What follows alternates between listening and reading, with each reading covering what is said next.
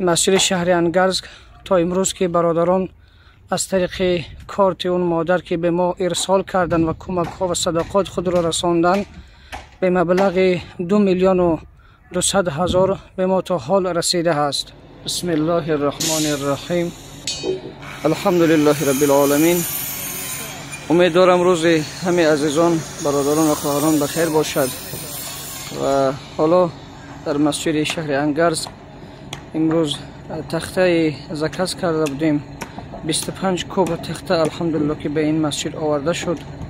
الله عزوجلال خیر همه اون عزیزانی که در کرته این مسجد و سیت این مسجد روان کردن خداوند برکت عطا فرماید.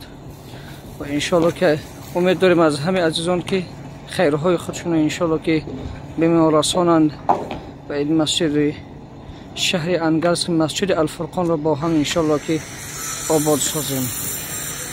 خداوند همه عزیزان ما را در حفظ امان خودش نگهدار باشد.